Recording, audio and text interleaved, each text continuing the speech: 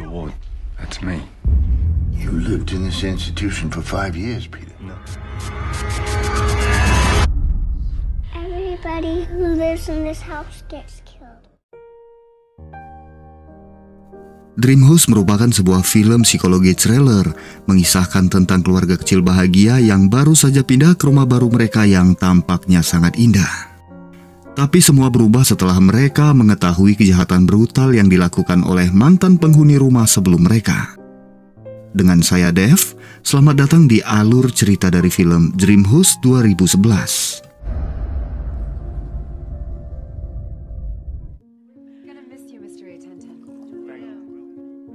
Film dibuka dengan memperlihatkan suasana kantor perusahaan penerbit novel.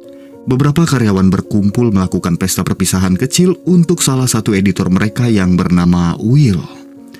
Will mengundurkan diri dari pekerjaan demi mendedikasikan hidup untuk keluarganya. Will diantar oleh salah satu kenalan sampai di halaman rumah, sebuah rumah impian yang baru saja dibeli oleh Will. Tak lama istrinya keluar untuk menelpon di depan pintu. Will memberikan kejutan dengan melempari bola salju. Kabar pengunduran diri Will disambut bahagia oleh Libby yang memang menginginkan agar Will menghabiskan lebih banyak waktu untuk keluarganya. Di dalam, Tris dan Didi, anak-anaknya itu menunggu di kursi bersembunyi di dalam selimut. Will membiarkan anak-anak mengejutkannya. Ia berpura terkejut hanya untuk membuat mereka tertawa. Tindakan sederhana membuat suasana rumah tetap hangat di tengah tebalnya salju malam itu. Keesokan harinya memperlihatkan tetangga depan rumah mereka yang bernama Jack Peterson menjemput anak perempuannya Chloe di rumah mantan istrinya Anne. Tatapan mata Jack terhadap Will jelas menandakan sesuatu terjadi di antara mereka. Di kantornya, Jack mendapatkan kabar jika Anne mengajukan banding hak asuh atas Chloe. Dan ada keraguan dari pihaknya untuk bisa memperbarui hak asuh Jack atas Chloe. Malam itu, Tris mengatakan jika Didi ketakutan karena melihat seseorang berada di luar jendela mereka. Tapi tak ada apapun, hanya pantulan bayangan mereka dari balik cermin. Tapi pada keesokan harinya, Will melihat jejak kaki seseorang di luar jendelanya. Ia mulai berpikir jika saja mungkin seseorang memang sedang mengawasi mereka. Malamnya, Will beranjak dari tempat tidur karena mendengar beberapa suara dari lantai bawah. Di sana, Will mendapati beberapa anak muda sedang berkumpul karena mengira jika rumah itu tak berpenghuni. Juga mengatakan kalau rumah ini memiliki cerita mengerikan, yang mana 5 tahun lalu seorang lelaki menghabisi seluruh keluarganya dengan sangat kejam. Pada keesokan harinya, Will mengetahui jika pelaku bernama Peter Ward. Saat pulang ke rumah, Will mendapati anak-anaknya ketakutan karena Chloe menelpon seseorang bercerita tentang kejadian di rumah mereka. Dengan baik, Will menyampaikan keluhan itu kepada Anne, tapi Anne menolak berbicara saat Will bertanya tentang Peter. Malamnya saat Will menutup pintu basement, Libby menyusulnya dan melihat kekacauan yang terjadi. Ia mendapati beberapa gulung klise dan nama Peter Ward yang tertulis di dinding, sehingga pada akhirnya Libby pun mengetahui cerita masa lalu rumah ini dan mulai menimbulkan ketakutan. Tak lama Libby melihat seseorang mengawasi mereka dari balik pepohonan. Will keluar tapi tak berhasil menangkapnya. Keesokan harinya Will mulai mencari tahu tentang Peter Ward. Pria itu kejam, ia mengalami gangguan kejiwaan sehingga tega menembak anak dan istrinya. Lubang tembakan masih membekas di tembok mereka. Beberapa barang juga masih tertinggal di loteng milik anak-anak mereka yang bernama Beatrice dan Catherine. Keesokan harinya, Will yang telah mengetahui keberadaan Peter mendatangi Grand Haven, panti kejiwaan tempat di mana Peter dirawat. Di resepsionis, Will melihat nomor kamar Peter lalu diam-diam menyusup masuk ke dalam kamar. Di dalamnya, Will mendapati sebingkai foto keluarganya terpajang di meja. Tak lama, seorang laki-laki datang kepadanya. Will marah, ia mengira lelaki itu adalah Peter Ward. Tapi kemudian mereda saat pria itu mengatakan jika dirinya adalah Martin, Peter tak lagi dirawat di sini, ia telah berkeliaran di luar sana. Baru saja tiba di rumah, sebuah mobil berhenti di halaman mengintimidasi mereka. Tak lama, beberapa petugas patroli tiba, tapi Will merasa seakan mereka tak begitu serius menanggapi keluhannya. Ia merasa jika petugas tak mau membantu keluarganya. Sehingga pada keesokan harinya Will mendatangi kantor polisi untuk membuat pengaduan demi melindungi keluarganya. Di sana, petugas membawa Will mengenal Peter lebih jauh dengan melihat beberapa rekaman Peter. Peter adalah orang gila. Ia tak pernah mengakui perbuatannya, bahkan ia tak pernah mengakui jika dirinya adalah Peter. Peter membuat identitas baru dari nomor ID yang dipakainya di panti kejiwaan Green Haven. Will dibuat terkejut saat mengetahui ID itu bernomor W11L. Kemudian petugas memperlihatkan wajah Peter yang ternyata adalah Will sendiri. Petugas juga mengatakan jika istri dan anak-anaknya telah tewas di malam 5 tahun yang lalu. Will tak begitu saja menerima. Ia mencoba meyakinkan petugas dengan menelpon Libby, tapi petugas menolak untuk berbicara dengannya. Kemudian Will segera kembali ke rumahnya, mendapati kenyataan jika rumahnya sebenarnya telah dalam keadaan rusak dan tidaklah terawat. Ia masuk melalui pintu basement. Rumah itu kosong dan sangatlah kotor. Perlahan bayangan keluarganya kembali muncul, mereka nyata berada di hadapannya. Will menceritakan kepada Libby jika ia telah tahu kalau mereka hanyalah halusinasi. Tapi Libby meyakinkan Will jika itu tidaklah benar.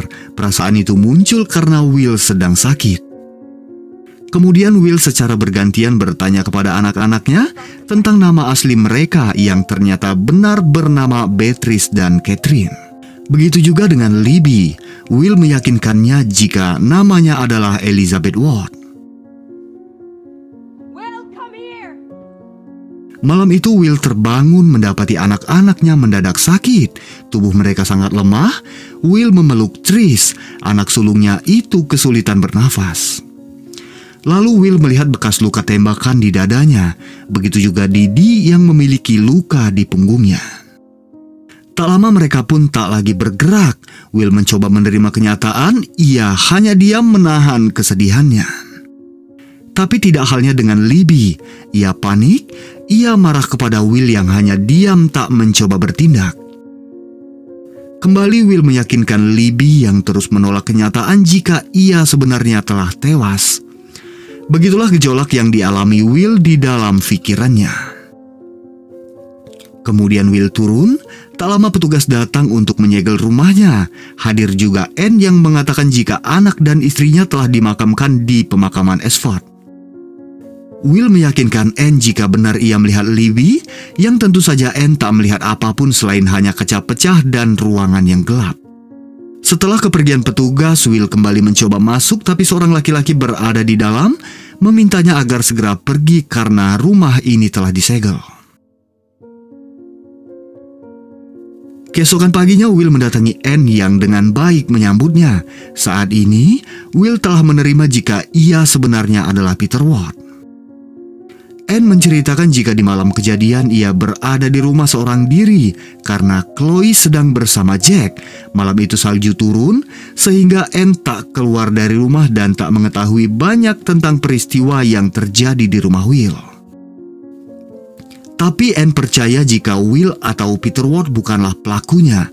Begitu juga dengan Will, sehingga kemudian ia berniat mencari identitas dan keberadaan pelaku yang sebenarnya. Saat Will sedang mandi, Jack datang untuk menjemput Chloe karena kekhawatirannya akan keberadaan Will yang dinilainya sangat berbahaya. Dari balik jendela, Anne memperhatikan Will yang kembali ke rumahnya. Di dalam tiba-tiba Libby datang memeluk Will. Lampu menyala, anak-anak sedang bermain dan suasana kembali menjadi hangat. Will menyadari jika ini tidaklah nyata. Ia menidurkan anak-anak, lalu memaksa Libby untuk bercerita tentang malam kejadian. Libby pun menceritakan jika seorang lelaki datang menembaki mereka. Lalu, Libby yang berhasil meraih senjata menembak pelaku, tapi tembakan itu justru mengenai Will. Tak lama Anne datang menjemput Will, memintanya agar meninggalkan rumah ini yang hanya akan membangkitkan kenangan dan membuatnya hidup di dalam imajinasi. Will harus merelakan dan menerima kenyataan jika keluarganya telah tiada.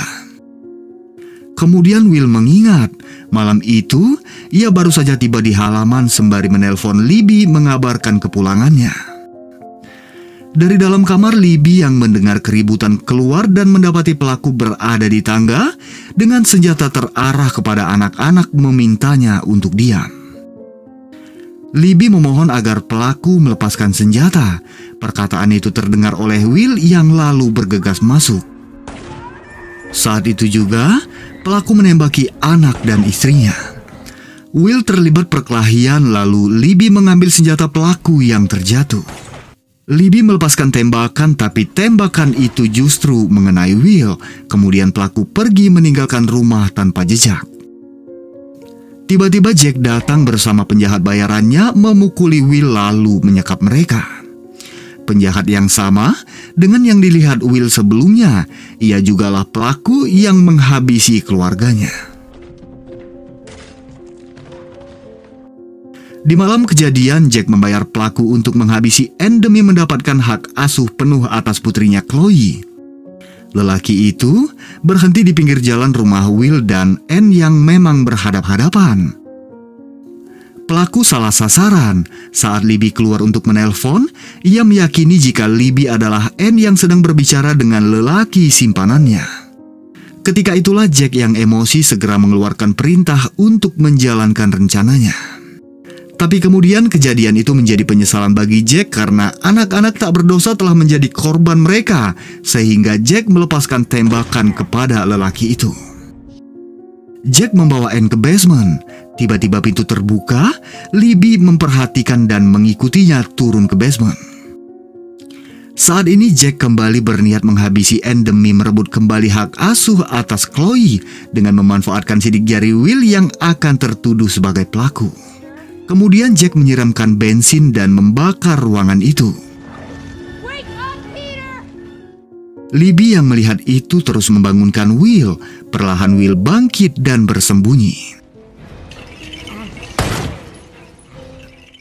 Saat itu Libby mengalihkan perhatian Jack dengan membuat beberapa suara hingga Will keluar memukuli Jack lalu melepaskan ikatan Anne dan membawanya keluar dari rumah. Adegan ini akan menimbulkan sebuah pertanyaan, apakah Libby hanya halusinasi? Ataukah ia memang datang dengan nyata sebagai arwah untuk menemani Will dalam mengingat dan menjalani kehidupan dengan sebuah keluarga harmonis? Dalam sekaratnya, pelaku menyiramkan lebih banyak bensin ke basement yang membuat Jack terkurung di dalam kobaran api.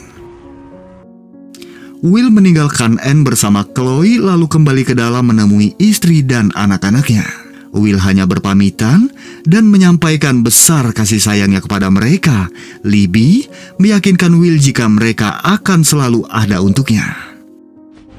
Kemudian terjadi sebuah ledakan seiring dengan menghilangnya bayangan Libby, Tris, dan Didi. Will keluar dengan membawa buku memori lukisan anak-anaknya, menatap kehidupan baru di dunia nyata. Beberapa tahun setelahnya, Will telah mewujudkan mimpi di dalam imajinasinya menjadi seorang penulis, menerbitkan sebuah buku berjudul Dream House dan kisah berakhir di sini. Sekian dari saya, terima kasih dan sampai jumpa di alur cerita film selanjutnya.